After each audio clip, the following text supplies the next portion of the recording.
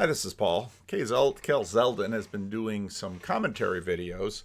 I caught this one that The horizon. where he's working on my first frames, and he sort of connects it with Luke Burgess and Desire. I thought that was a really good video. I really appreciated he added some new dimensions to what I was saying. I think he came at it a little different way, but totally welcome this kind of commentary because it just sort of opens me up and helps me hear what is heard and helps me think from a new perspective.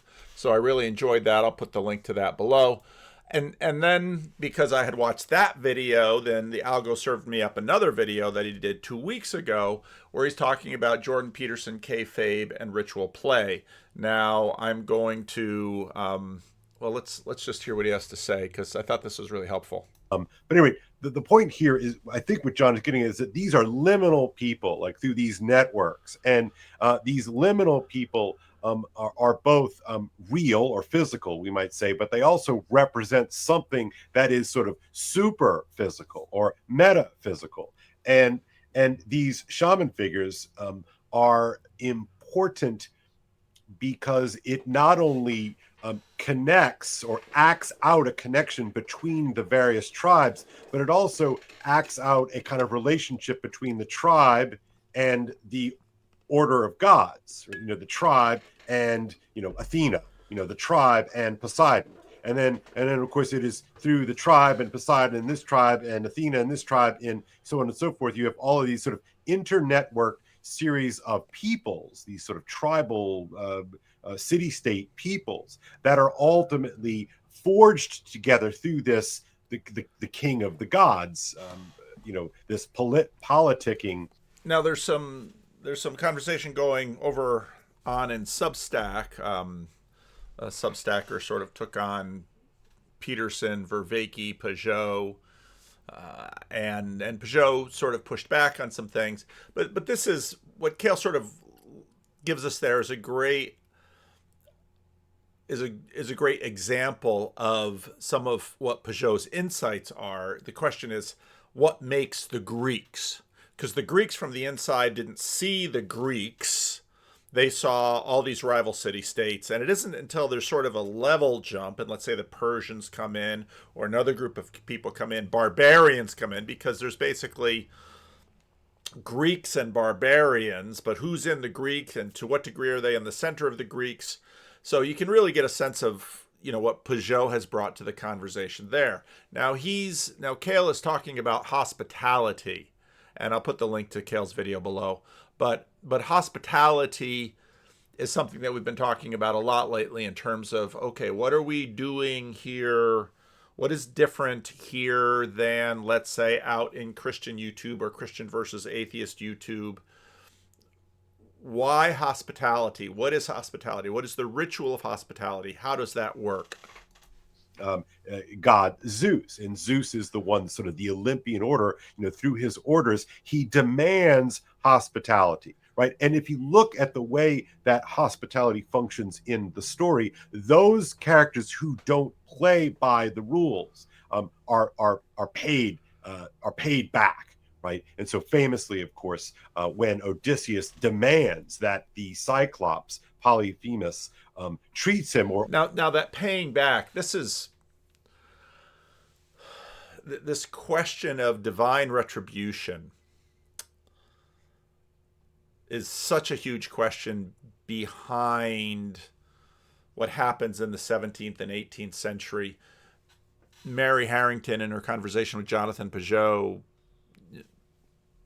about re-ensoulment and re-understanding, we're going to have to flip the Enlightenment adage. When people say that that magic is just misunderstood technology, I would flip that and say technology is misunderstood magic.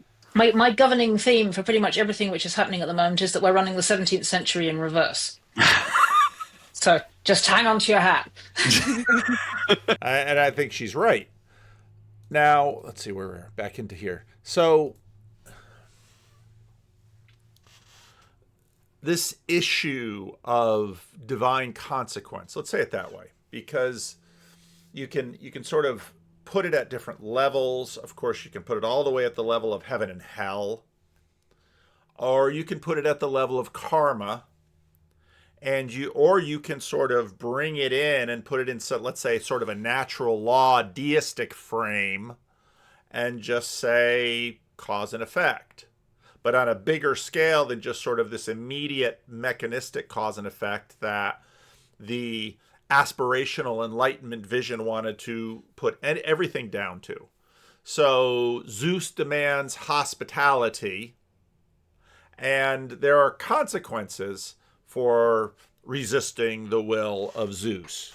Or gives him the order, right? And so famously, of course, when Odysseus demands that the Cyclops, Polyphemus, treats him or gives him the order of Xenia as demanded by Zeus, Polyphemus, the one who does not live in community. He's sort of a monster because he lives. Remember, Aristotle says at some point, I think early on in the Politics, if I'm not mistaken, that man's destiny lies in community, in the polis. Only gods or monsters can and exist outside of community. So that human beings have this sort of unique genius for community living, and if you don't abide by that, you're a god or you're a monster. And in the end, there's really no functional difference between gods and monsters. Remember, in the Greek world, gods are to be feared mightily. Anyway, I'm going to let John go again. That what the shaman is good at is at actually mediating between different perspectives and different groups. Mm-hmm. And what the shaman starts to do is you start to create. Maybe I'm going to have to talk to Kale and find out what software he's using. If you're using OBS, you can get let's see if I can bring it in. You can get a little gizmo like this, and you can hit the buttons, and you can switch between scenes. That's really, really handy. See? Boom, boom, boom, boom.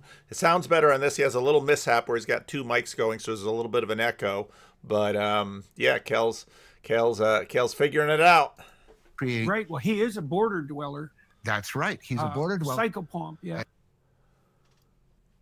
And I love Jordan talking about the border figure, the psychopomp. And of course, we remember that, the psychopomp is a soul conductor, a kind of soul guide. And so not only do the gods function in this capacity, but heroes and poets do as well. Right? That they are sort of the consummate figures that exist in multiple worlds at the same time. No mere mortal, but heroes are kind of this sort of in-between character. These psychopomps are in between characters. And of course, I want you to point out that look at the role that play or kayfabe might play in this ritualized liturgical dance of sorts. Yeah, and he can move between communities, and he can negotiate it, and he can also deal with any of ways in which the foreigner has introduced social disharmony to the group, because that's one of his or her skills too, right? But what the shaman has to do, right, is the shaman has to somehow translate their capacity for like this cognitive flexibility into something that can be learned by other people. And the proposal is that we get the invention of important sets of rituals, that you get the invention of like something perhaps like even like the handshake. Okay. So the creation of rituals, and he goes to its sort of most sort of rarefied version, which is the Western handshake. And if you know anything about the handshake, you know that is a very recent technology. The way that John. Sorry for the technical note, Kale. I just see you're using StreamYard to record, and so this won't actually help you with StreamYard. So don't buy it. I just use this with OBS. Talking about it.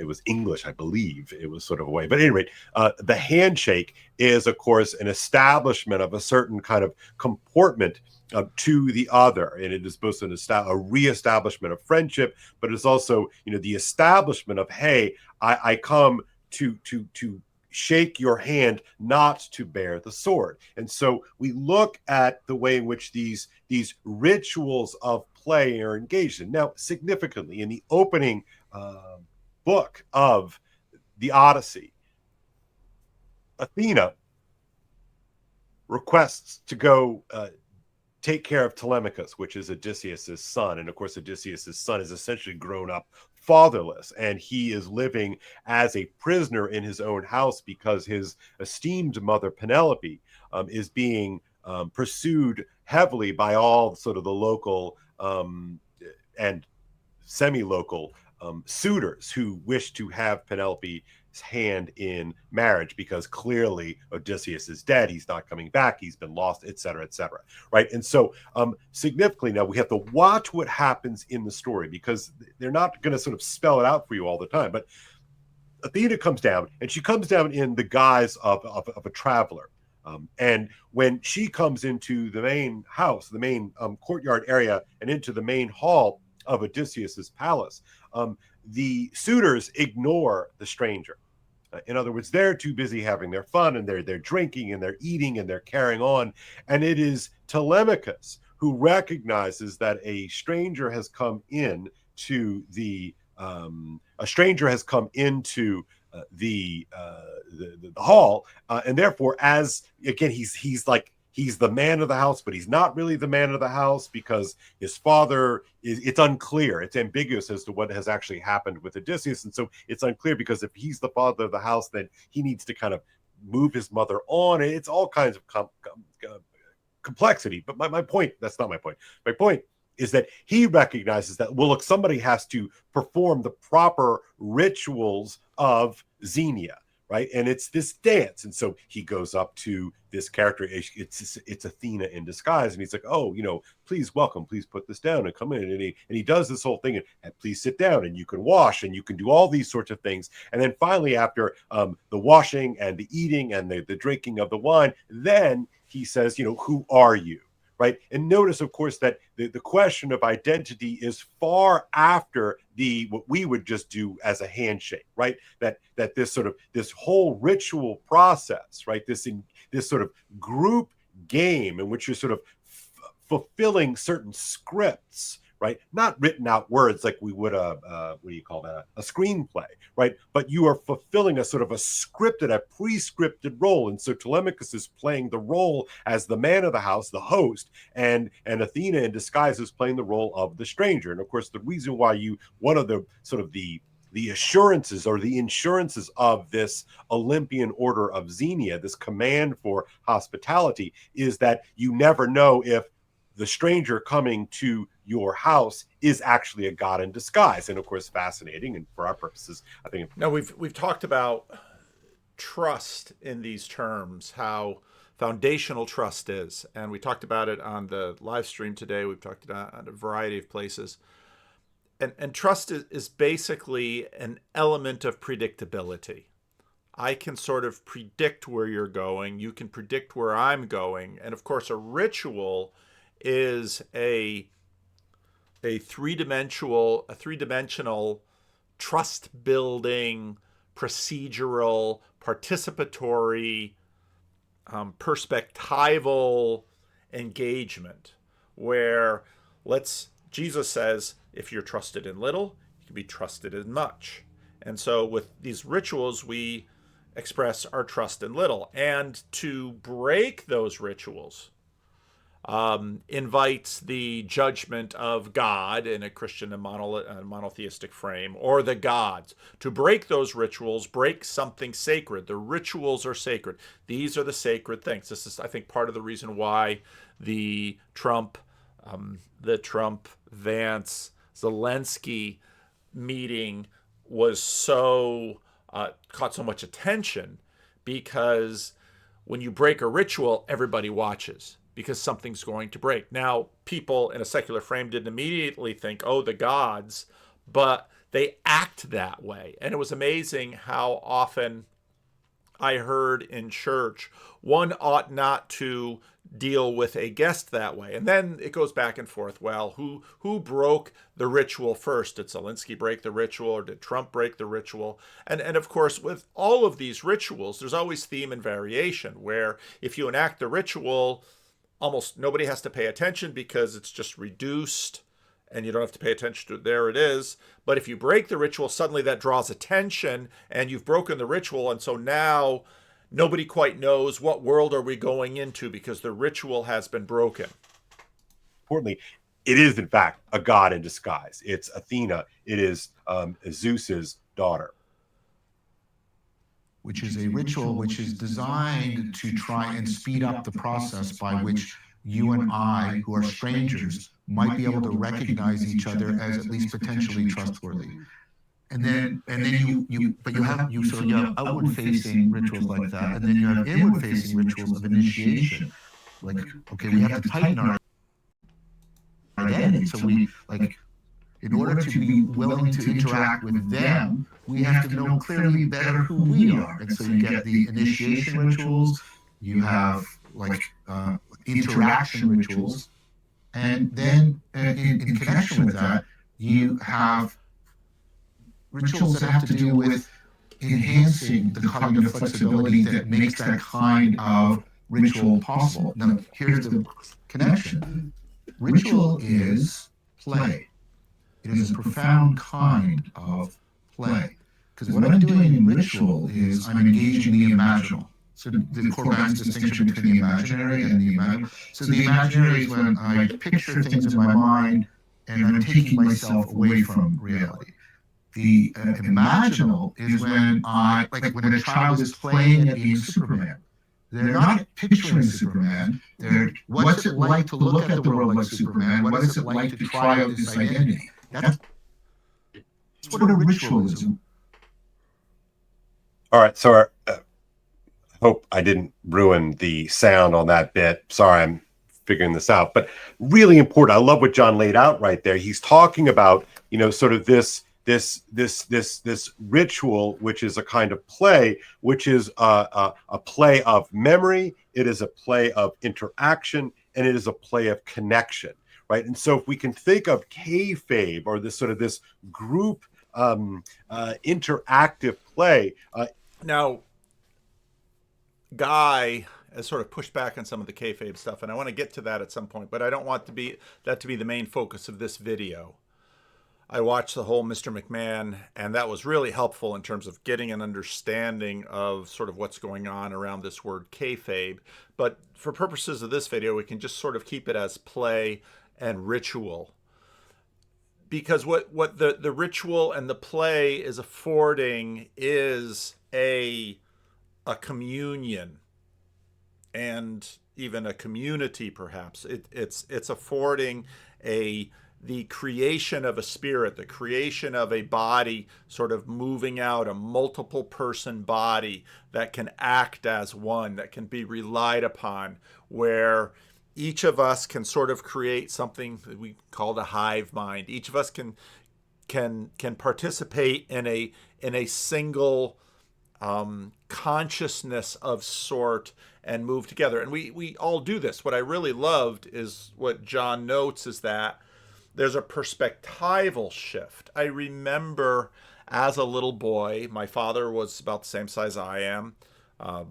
He had big shoes. I was a little boy. I had little feet. But I remember as a little boy, my father's shoes were sitting under a chair where he had sat down to take them off when he got home, as a little boy, going and putting my feet in his shoes and shuffling along the floor. And why do little girls play with dolls? They're trying to see the world from the perspective of the other. And ritual is involved in trying to see the world from the perspective of the other. Now, I didn't know if I should maybe clip Kale or just it's a 44-minute video. I don't know if it's better to clip it and put it at the end, or just say, watch all of Kale's video there. It's a great video. And one of the things that occurred to me is that when Kale starts doing this, and of course I didn't invent this, but in this corner, when Kale is sort of doing what I've done and figuring out what I'm doing, this also is a ritual, and it's also play. And then of course people will say, well, this is sort of rather meta, and especially if I interacted with his video where he's doing his commentary on me, which I might do or I might not, I don't know, because which videos sort of rise to the top is always difficult to say. But it's interesting how we in this little community have rituals. On Twitter, I noticed that Jordan Hall, he has a Substack. I didn't know he had a Substack, so I subbed to his Substack. And he's talking about sense making in 2025, Trump Tariff Edition. But his third note, I'm writing this for you. I'm not writing this for you. This is some quick thinking intending to help out those who are interested. If what you see here confuses or angers you, I apologize and recommend that you wisely go elsewhere and find more fruitful places to spend your attention.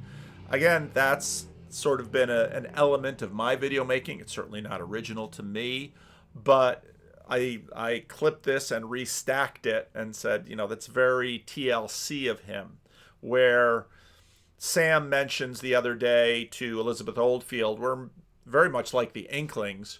We're making the kind of content we want to watch. And so we're making it for each other. And we have these rituals.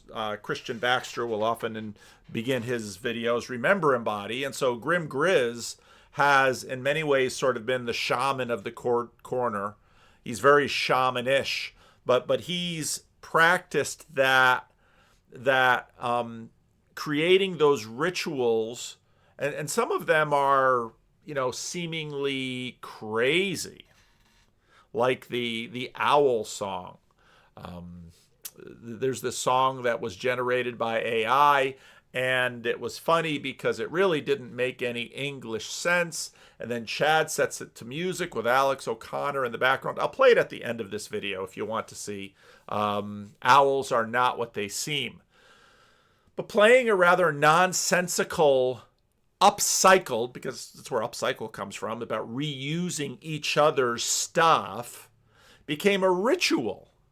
And when we do this, we test each other. And I remember one time Chad had started a new channel and he hadn't really told anybody about it. And he used a little Grim Grizz thing in his video. And Grim Grizz basically stopped and said, somebody has used this and I don't know who it is. And so Grim Grizz was a little concerned in that moment that there's not trust. Now, one of the things, I made that video about JP Sears responding to that woman. Trust, again, is such a foundational thing. It is the electricity in our networks. And so all of these rituals and all of this anticipation, being able to anticipate correctly, reliably what people will do and how they will respond, this is what creates trust. And the trust builds the networks, and off we go with the networks. Now, this piece about seeing from a different side, though, is also really important, because I was listening to The Rest is History on the Roman conquest of Britain, and this early part really caught my attention because I was just thinking about these things, just having done the Friday live stream, having watched Kale's video. Wines, straight roads, all that kind of thing. The end of the use of woad, and people no longer being blue. And the advances of this kind. I think hair is an important element of this. We will be coming to that. I think a sense in which the haircut arrived in 55 BC, or indeed subsequently when Claudius came in the second invasion. I think there's that element to it. But also, of course, the wider point is the story is always told from the perspective of the Romans.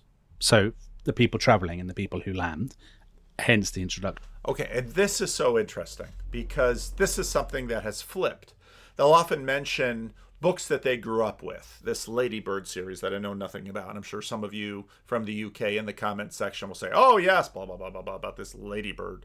These Ladybird series of history books that both Tom Holland and Dominic Sandbrook read as a child that kindled their interest in history and formed their imaginations. Implicitly, we listen to these stories with participation. We imagine ourselves in them. This is the imaginal. This is, there's not quite a ritual yet. And so the Romans are going to go to Britain. And there's a lot of question, well, how much contact is there with those who are in Britain? How tied are those in Britain with those in Gaul? There's apparently a naval power that the Romans don't really know who are controlling the channel. And so the first things the Romans do is sort of defeat that naval channel. And then Julius is like, I can go over there. And then, bit by bit, they're going to cross that waterway and get to that.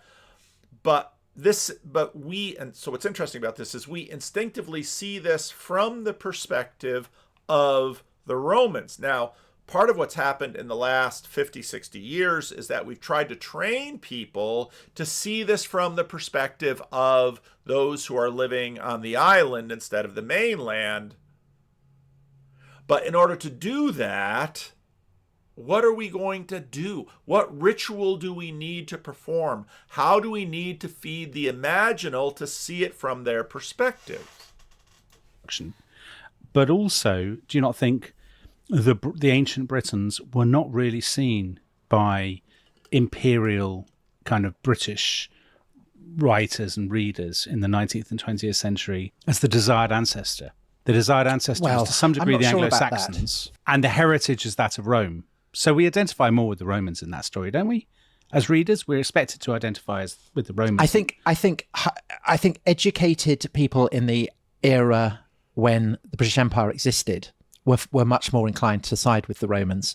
But I think there was a kind of a trend to identify with the Britons as well. So you think of the statue of Boudica, or Boadicea as she was then called, that stands outside the Houses of Parliament. And we'll be coming to Boudica later in this series. Yeah. I mean, she is a British heroine, despite the fact that she actually burnt down London. So I think there's always been an ambivalence, and I think that ambivalence has become stronger over recent decades for obvious reasons. Much greater skepticism about empire and a kind of an awareness of the costs of empire. Now, of course, Tom Holland says for obvious reasons, and he's right, they are obvious reasons, but the obvious reasons are a transformation that happened. And of course, Tom, in his conversation with Sam Harris, noted that he's working on this book in the 60s. That's where we're going to get into the obvious reasons. But even before then, as Tom noted, there was always sort of with whom do we identify? What is the ritual? What is the imaginal? Whose shoes do we try to put ourselves in? But I think that actually it's a completely non-debate because, of course, both sides are unfathomably alien, unfathomably distant from us. And one of the things that when I was just kind of... Okay, so now a new perspective. So on one hand, he's like, we can't listen to this story and not somehow participate in it from one side or another. We're not impartial observers of the story. In order for the story to be satisfying, in order for the story to hold our attention and pull us inwards, as we get more into the desire that Kale was talking about, and I'm sure Kale will watch this video, so hello, Kale. We have to participate. We have to identify. The imaginal has to come with us. But in a story like this, and almost every story has some element of conflict. We take one side or another. Now, maybe not purely or completely, or but we have to. And yet Tom says, but let's be real. And of course, this is a big part of Tom's thesis in his book Dominion. Part of the reason we, at least instinctively, until we had this other counterculture move that happens in the 60s, where we sort of change seats, part of the reason is that, well, one of which is the Romans write, and we read them. And civilizationally, we sort of followed in their footsteps because, of course, you'll have the Roman Empire, then you'll have the Holy Roman Empire, and to what degree...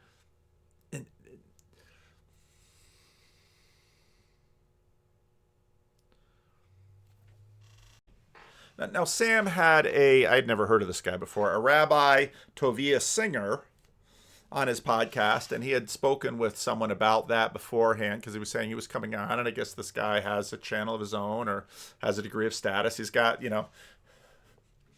if I ever hit 100,000 subs, I'm going to have to make a decision. Do I want to be the kind of guy who puts that little I don't know that it'll ever happen, frankly, that little plaque behind you or not? Because if you do or you don't, Peugeot doesn't. This guy does. It's like, okay, I'm signaling my status here. And so Sam sent me the whole conversation, said you'd probably really want to watch, and then he clipped this section. So it was like, oh, no, real easy. I can just jump right there. And so I listened to it. It was really a very interesting conversation. Because Rabbi Singer basically says, I don't know why you're a Christian. Why don't you join our tribe? Well, what about your? Sam basically says, well, I really like Jesus a lot. And even if I'm not a Trinitarian, I've got ideas about, on and on and on. We'll let Sam fill in all of those. I don't want to get anything wrong. But it was so interesting because, let me see if I can find the place.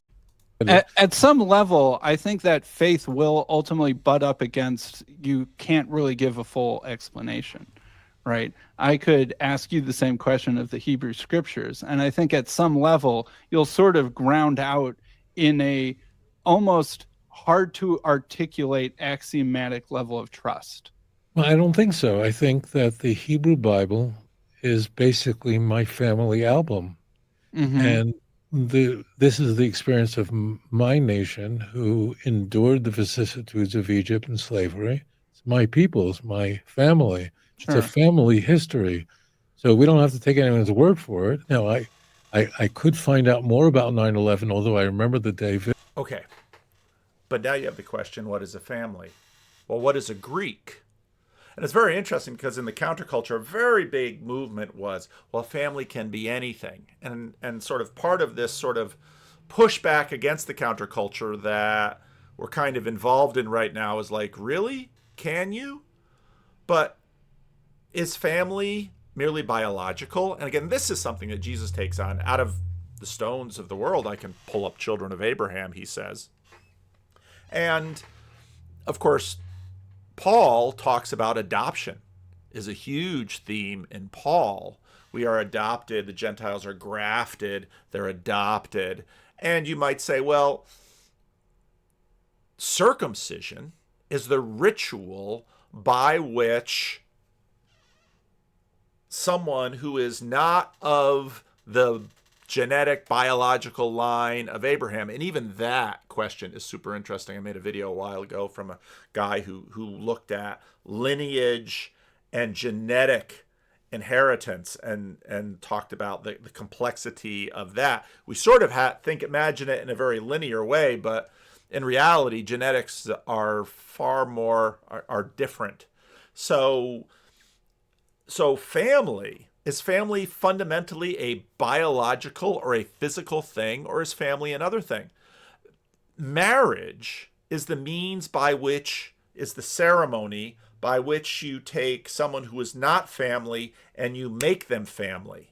It's not biology. In fact, after a certain point, Abraham marries his half-sisters. There's a lot of marrying sisters and cousins and stuff like that in the Bible. But after a certain point, part of the trick of marriage is that you're marrying someone who is distant from you, and by virtue of a ceremony and a trust, and trust of course is foundational in a marriage, you take someone who is not family and you make them family.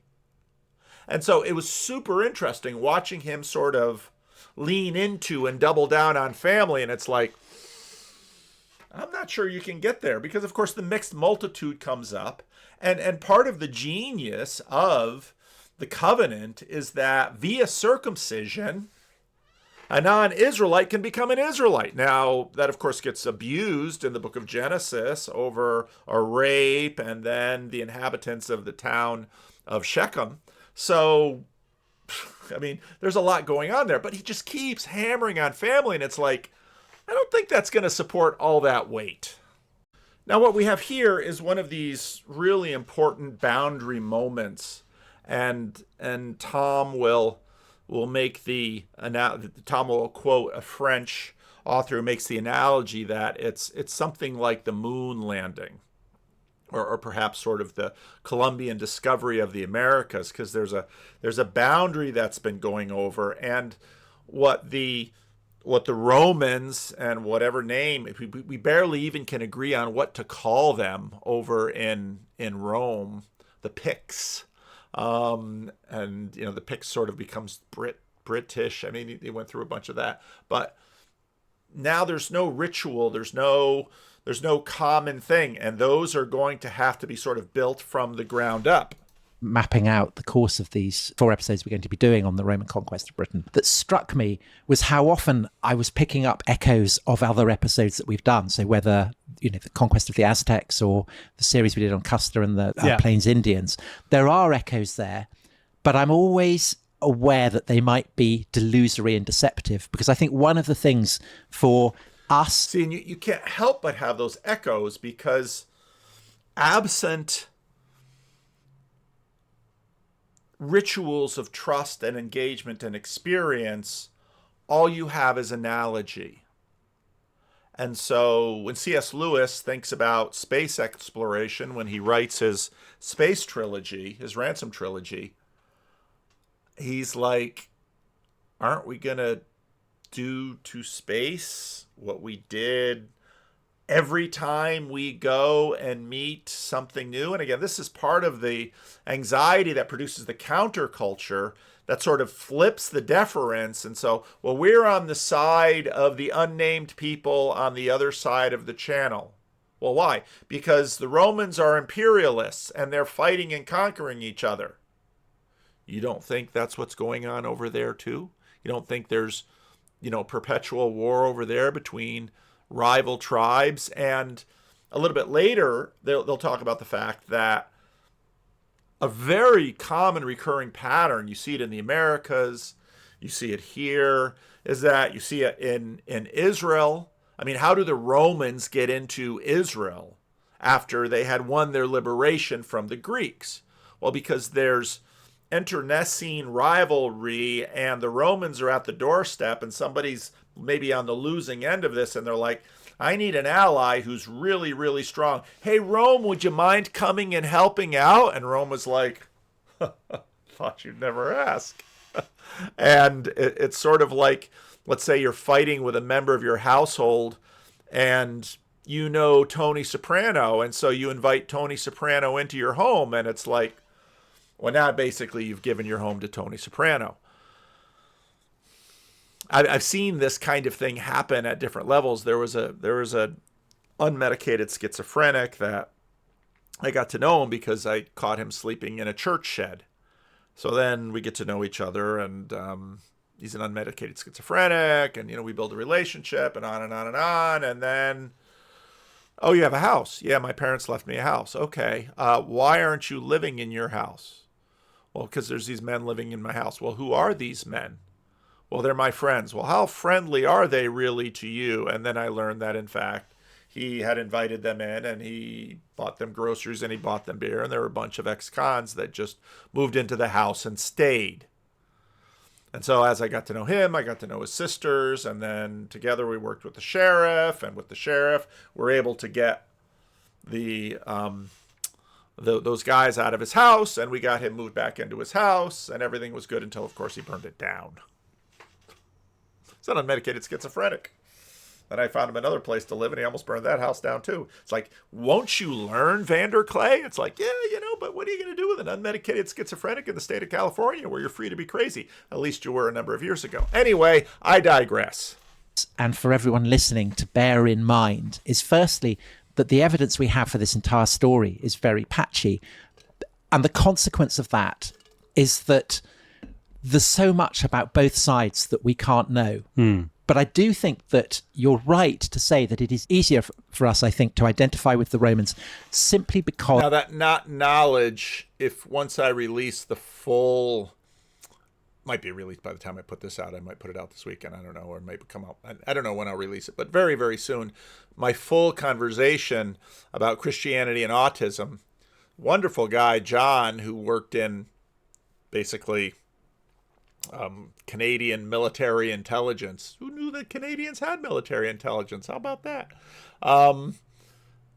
And this idea of what can you really know about the past? Fascinating conversation. Was the written sources that we have for this story comes from them. Yeah. And so, you know, you've described Caesar, so he's approaching, you know, in his ships and jumping into the sea and scrambling up onto the beach.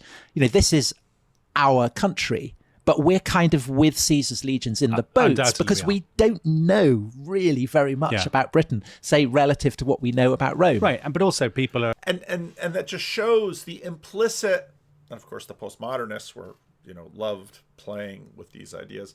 The implicit assumptions, you need to have a perspective. And that's that way that postmodernity sort of shreds the modern view from nowhere. You're sort of with Julius Caesar looking out, and that's the participation in the story. That's the thrill, and it motivates us, and it kind of moves us into the story, and it gets us going. So links to all the videos below, links to Jordan Hall's Substack below. Great job, Kale. Keep it up. We are establishing our own rituals. We're establishing our own network of trust. We're doing this in a way that's not terribly directed. I mean, that was, of course, one of the early fights in the corner, is that Paul should establish the telos, and then we'll all, and it's like, yeah, but Paul says, I'm not quite sure where we're going, but you can follow me, and I'll listen to you, and we'll listen to each other, and I'm always criticized by Jacob, you know, Jesus, take the wheel. That's why I belong in the house of Woo. But leave a comment. Let me know what you think.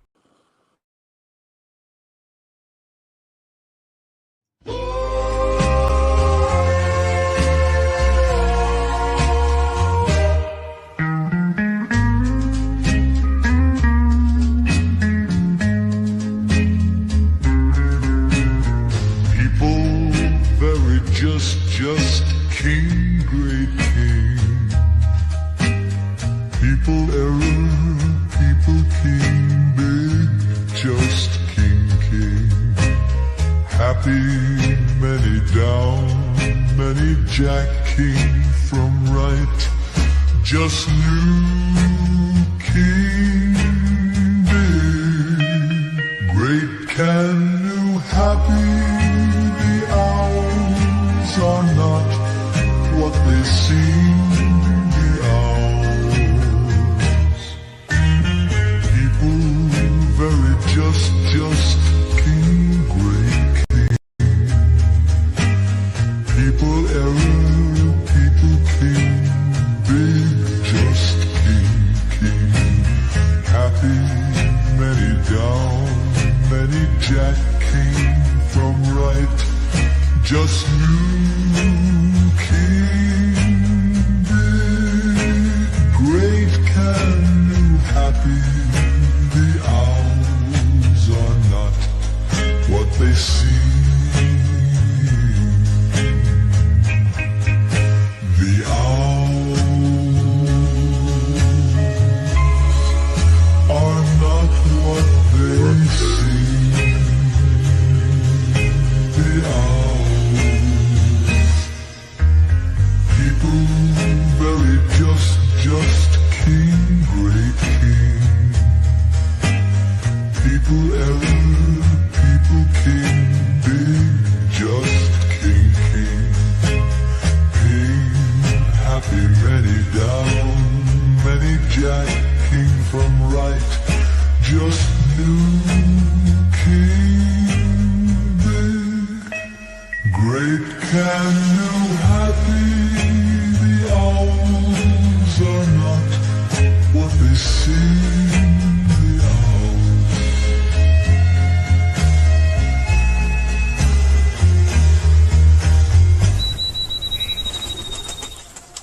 All right. That one's a little self-indulgent.